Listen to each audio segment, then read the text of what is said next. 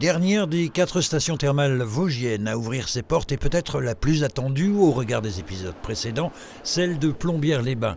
Si l'on accepte une petite ouverture de 18 jours en décembre dernier, c'est en mars 2020 que l'établissement avait fermé ses portes et c'est donc la fin de l'attente, d'une trop longue attente pour tous ceux qui doivent pouvoir bénéficier de ces installations.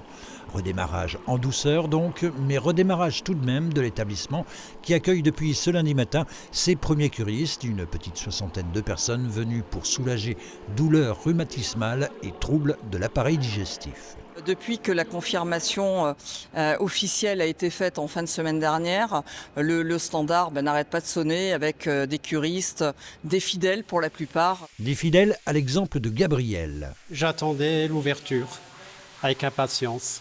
Et alors quand vous l'avez appris J'étais content parce que j'aime bien Plombières, j'aime bien le bâtiment, j'aime bien les soins qui sont quand même assez individuels, j'apprécie. Vous auriez pu aller ailleurs? Oui, mais je préfère Plombières.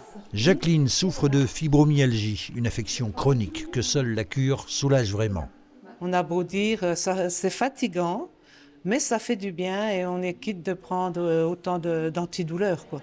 Après la pandémie de Covid et ses confinements successifs, après d'importants travaux de modernisation et de remise aux normes, notamment des réseaux d'eau pour un coût de plus de 2 millions d'euros, mais ralentis par la crise des matières premières, après également la découverte de bactéries dans l'eau, puis les contrôles d'usage réalisés avant que l'Agence régionale de santé Grand Est ne donne son aval, ce n'est que la semaine dernière que le groupe AVEC a officiellement pu annoncer l'ouverture.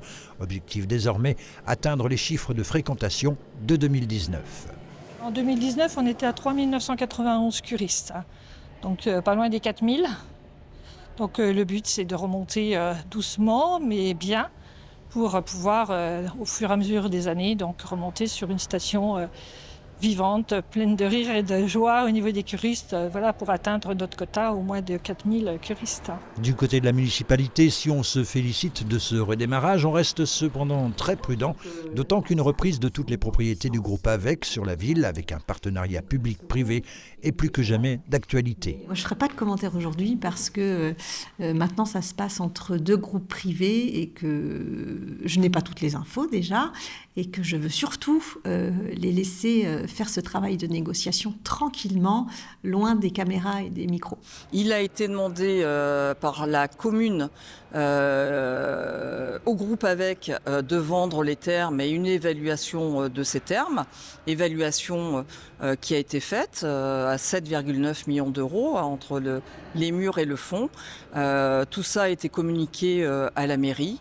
Voilà, et puis des discussions aujourd'hui sont ouvertes avec plusieurs potentiels repreneurs. Voilà qui pourrait peut-être régler le problème du centre balnéo-romain Calodae en très mauvais état et dont l'arrêt avec ses 25 000 à 30 000 clients par an reste on ne peut plus préjudiciable pour toute l'économie plombinoise, mais un dossier qui devrait encore prendre quelques années et de gros investissements.